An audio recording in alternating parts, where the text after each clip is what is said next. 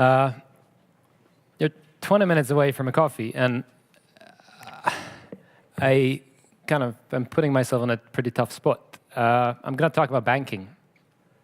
Not something that gets most of you excited.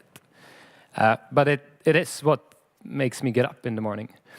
The reason for that is that the world of banking is at a point of pretty rapid transformation. And the world of APIs and banking, which, quite frankly, are two opposites, are now starting to meet. My story is not super technical, actually. That's kind of a second thing that maybe kind of caught your eye. I'm head of product. My coding career peaked at second year high school when I failed my coding exam. I'm head of product at a company called Tink. We're a Stockholm-based fintech that has transformed quite dramatically in the past 5 years from a consumer-facing company to a B2B company. And I'll tell you a story of how the banking world is moving towards a world where APIs play a significant role. And to tell the story, I'll tell you the story of Tink itself. We launched this app in 2013. And what it could do was pretty magic. You could download the app, you would select any of the banks you have, and we could fetch your data and show it to you, visualize it to you. Average Swedish person has 2.5 banks. That's similar to most of the rest of Europe. Average person out there is pretty damn terrible with their money for a number of reasons. Some don't care, some are not educated, but in most cases, there is no easy ways or tools for people to actually manage their money. We launched in 2013. Within a few weeks, we had around 100,000 users. That is in Sweden. Sweden has under 10 million people, so that is pretty cool. People love this. It actually helped them understand their money. But we quite quickly realized, like, it's pretty cool when you see all your financial data in one place. But if you want to act on your finances, you typically need to move money around. You need to pay your bills, you need to pay your rent, etc. So in 2016, we launched support for payments. So again, for any of the banks you had, you could make transfers from any account to any account. That is pretty unique. You could do 95% of your banking in an app that is completely unrelated and independent of your bank. Now, all of this leads to the question of all right, how do you actually get the data? How do you actually trigger payments if you don't have any contracts or relationships with the banks? I presume most of you are familiar with the concept of screen scraping, essentially capturing programmatically content of a website. Now, we tried that, and it didn't really fly that well. We had a lot of troubles, primarily related to quality, reliability, and speed at which we could get the data. But then we thought, like, wait a minute, all banks out there have apps. There must be APIs, right? So we went to the banks, and we said, hey, guys, we have this great idea. We're going to build this amazing app. We just need access to your data. Can you give us access to your APIs? And the bank said yes. No, they didn't. Of course, they wanted to sue us. So since the screen scraping route didn't work, we were like, well, let's just get access to those APIs without the banks giving it to us. So we went out and we reverse engineered all the apps of the banks. And we essentially figured out how those mobile APIs work. And it was a little tricky, but it worked exceptionally well. We were able to provide access to data, and we were able to build payment functionalities through those APIs at essentially identical level of quality and reliability as the bank's own mobile APIs. Pretty cool. Now, that was a lot of hardship for something that was maybe a little naive mission that we had back then. Kill financial anxiety of people. Now, when it came to like why is it that people are so terrible with their money, we really nailed it down to the banking sector as such. It is not working as it should. And we believe it's for two fundamental reasons. One, there's the monopoly on access to information that banks have today. It's only them who sees your data. Two, since they are the only ones that has access to the information, they are the only ones that can give you advice. And that creates a pretty, let's just say, imperfect market. And here's a favorite example that we give. See a distribution here. X-axis is mortgage rate. Y-axis shows the number of people that have a given mortgage rate. And in a well-working market, this is what you would see, basically. In Sweden, most people pay 1.5%. Some have better, some have worse. Now, this would be great, except this is not how it looks. This is how it looks. You have a massive amount of people paying 2%. And you could ask, like, whoa, that can't be right. Well, it is right. The reason why it's 2% is because for most Swedish banks, 2% is the list rate. So if you go to the website, you will see 2%. You give them a call, and they'll be like, yeah, you're going to get 1.5. The problem is after 2 years, that discount you got gets removed. You don't really get informed. You get upgraded to 2%, and you barely know about it. Average Swedish person spends around 500 euros a year extra compared to what they should pay. Now, my story is not about mortgages. It's not about Tink, and it's not about Sweden. It's about the banking world. I'm going to say a pretty controversial thing now, and that is the regulation finally kicked in, and it actually brought in something amazing onto the market. There's a thing called PSD2. Most of you couldn't and shouldn't care what it is. But one of the things that it brings is that as of September next year, all banks in Europe are actually going to be required to expose APIs that will provide access to data of customers, with the consent of the customers, of course. And that completely transformed the industry.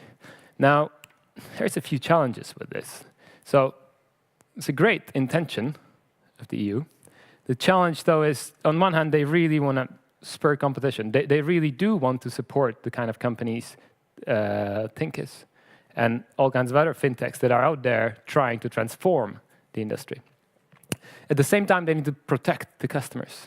It's their financial data. You really, really do not want, things that have happened to Facebook in the past months. You really don't want that to happen with financial data or banking data.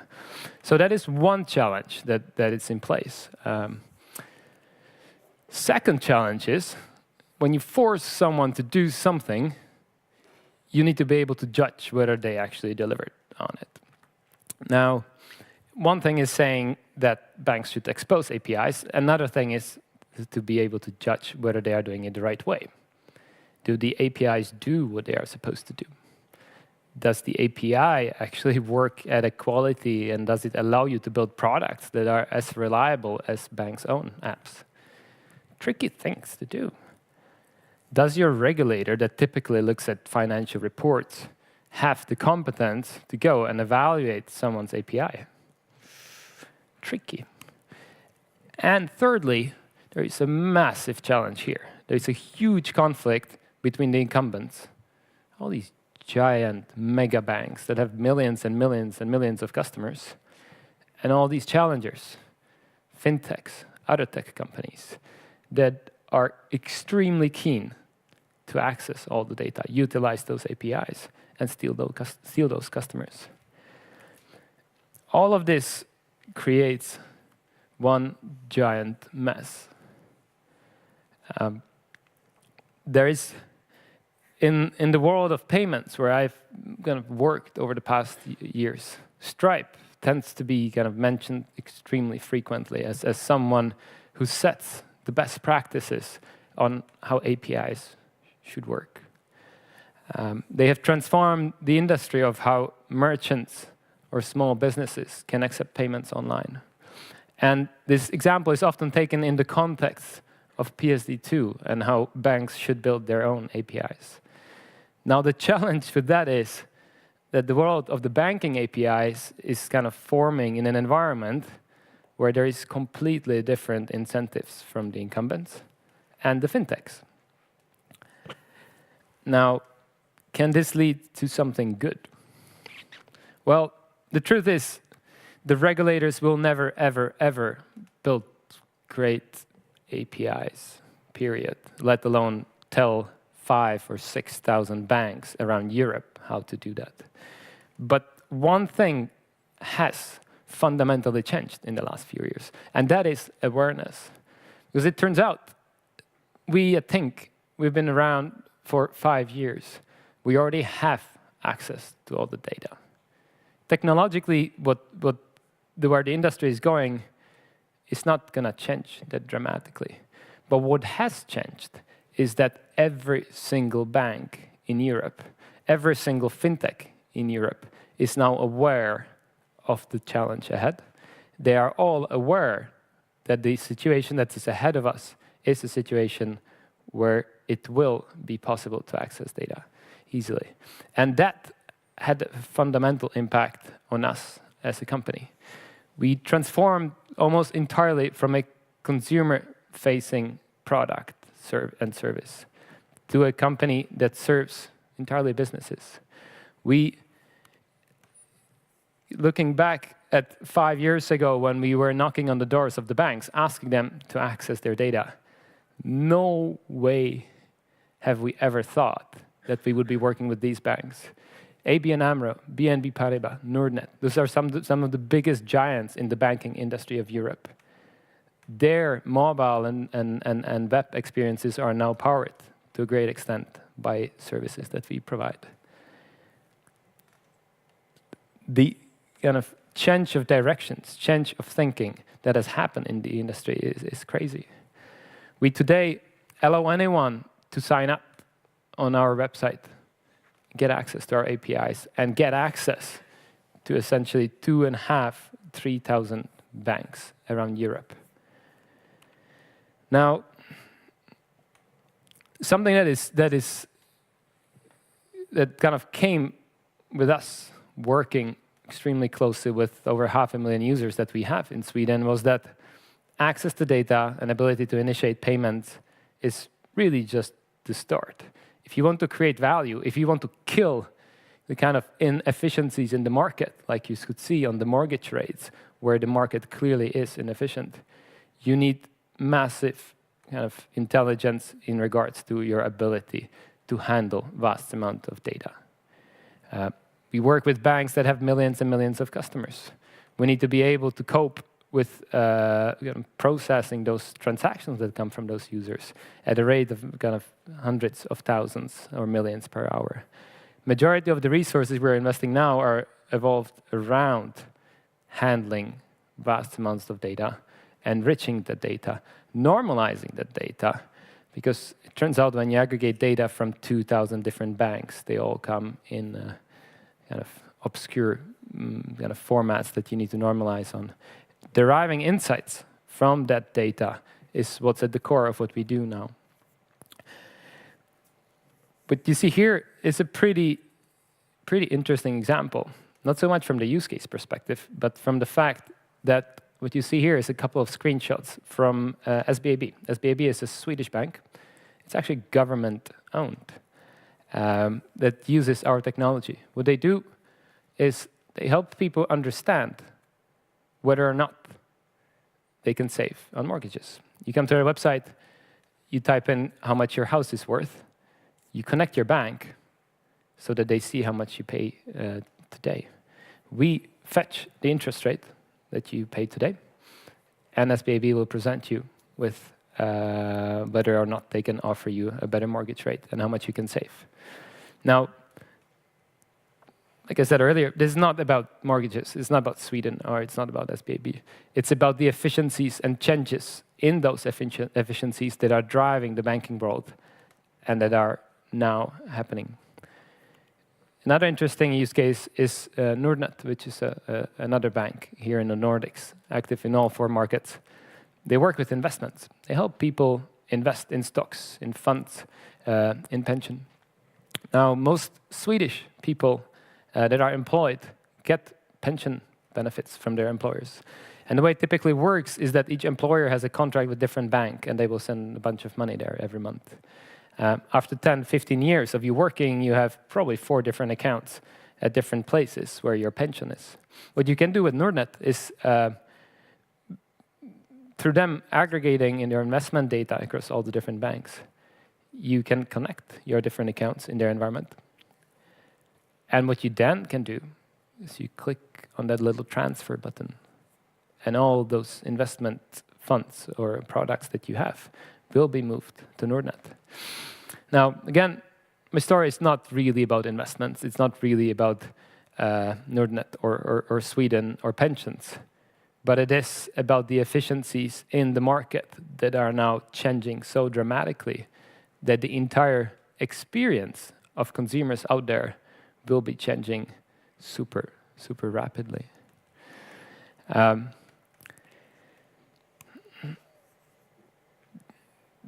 I started by saying at the beginning that the banking world is not something that gets people excited out there. In our eyes, it has a lot to do with the state in which the banking world is. The concept of loyalty, customer loyalty, in the banking world is not really driven because the banks produce great products and services. It is driven by lack of choice. You don't really have too many options out there.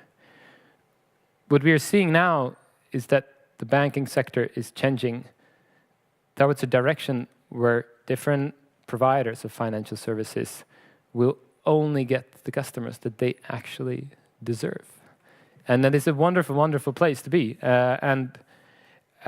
With kind of the technology development, or in general, access to APIs that either ourselves or other companies can provide, there is a massive change ahead of us. Thank you.